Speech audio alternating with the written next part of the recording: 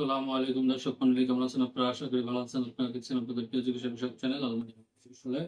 এই চ্যানেলের মাধ্যমে আপনাদের রোগ সংক্রান্ত নতুন তুলে দেওয়া হয়, ওষুধ নিয়ে তুলে দেওয়া হয়। আশা করি আপনারা আপনাদের সমস্যা অনুযায়ী ভিডিওগুলো দেখছেন এবং উপকৃত হচ্ছেন। বন্ধুগণ, বরাবরের মতো চলে এসেছি আপনাদের মাঝে নতুন একটি রোগ নিয়ে, নতুন একটি বিষয় নিয়ে।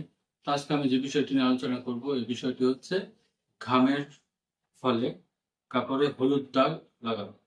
ঘামের ফলে কাপড়ে হলুদ দাগ লাগা বা হলুদ দাগ লেগে থাকা, এই সমস্যাটি নিয়ে আজকে বা হলুদ বর্ণের ঘাম বের হওয়া, এই সমস্যা নিয়ে আজকে আমি আলোচনা করব। তো যাদের আপনাদের এই সমস্যা রয়েছে তারা পুরো ভিডিওটি না টেনে দেখবেন। আমার চ্যানেলে যারা নতুন এসেছেন চ্যানেলটি সাবস্ক্রাইব করে পাশে থেকে বেল আইকন প্রেস করে দিবেন, যাতে প্রত্যেকটি ভিডিও আমি ছাড়ার সাথে সাথে আপনারা পেয়ে যান।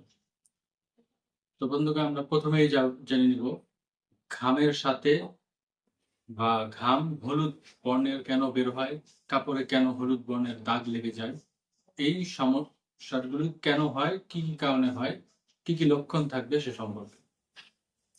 তো বন্ধুগণ, ঘাম মূলত হওয়ার যে কারণগুলো রয়েছে তা হচ্ছে অতিরিক্ত পরিমাণে রোদে থাকলে, অতিরিক্ত পরিমাণে চিন্তার মধ্যে থাকলে, অতিরিক্ত পরিমাণে পানি যদি কেউ না খায়, সেক্ষেত্রে ঘাম অত্যধিক পরিমাণে হতে পারে। যাদের শরীর থেকে হলুদ বর্ণের ঘাম বের হয়, কাপড়ে হলুদ বর্ণের দাগ দাগ হয়ে যায়, এই ক্ষেত্রে কিছু রোগী রয়েছে যাদের জন্ডিসের সমস্যা রয়েছে।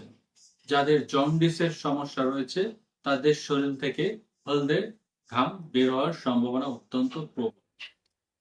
জন্ডিসের এই লক্ষণগুলো যদি তার মধ্যে থাকে, চোখ হলুদ, আঙ্গুল হলুদ, প্রস্রাব হলুদ, সাথে সাথে তার ঘামও হলুদ হবে, খাবারে তার রুচিও থাকবে না, এইরকম লক্ষণগুলো যদি আপনারা পান তাহলে জন্ডিসের ট্রিটমেন্ট করা শুরু করে দেবেন। কিছু কিছু লোক আছে যাদের ভিটামিনের অভাব রয়েছে, ভিটামিন ডি, বিশেষ করে ভিটামিন ডি এর অভাব রয়েছে, যারা ভিটামিন ডি পর্যাপ্ত পরিমাণে পায় না। ভিটামিন ডি এর অভাব বা ভিটামিন ডি এর ঘাটতি যাদের রয়েছে তাদের ক্ষেত্রেও দেখা যায় যে এই সমস্যাটি অত্যন্ত প্রবল আকারে দেখা যায়। ভিটামিন ডি যেহেতু রোদ থেকে আমরা পাই, সকালের সুন্দর ফুটফুটে রোদ থেকে যেহেতু আমরা পাই, অনেকে দেখা যায় যে সেই সময়টায় অলস শুয়ে থাকে, অলস পার করে দেয়, তারা রোদ ঠিক মতো পোহাতে পারে না, যার ফলে তাদের ভিটামিন ডি এর একটি ঘাটতি দেখা যায়। ভিটামিন ডি এর ঘাটতির ফলেও তার ঘাম হলুদ বর্ণের হতে পারে। শিশুদের ক্ষেত্রেও এই সমস্যাগুলো হতে পারে।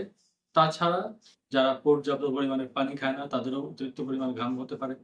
যারা বেশি চিন্তা ভাবনা করে, রাত্রে ঘুমায় না, অতিরিক্ত পরিমাণে চিন্তা ভাবনা করে, তাদেরও হতে পারে। যাদের শরীরে গরম বেশি, একটুতেই গরম লেগে যায়, একটুতেই গরম হয়ে ওঠে শরীর, তাদের ক্ষেত্রেও এই সমস্যাটি হওয়ার সম্ভাবনা রয়েছে।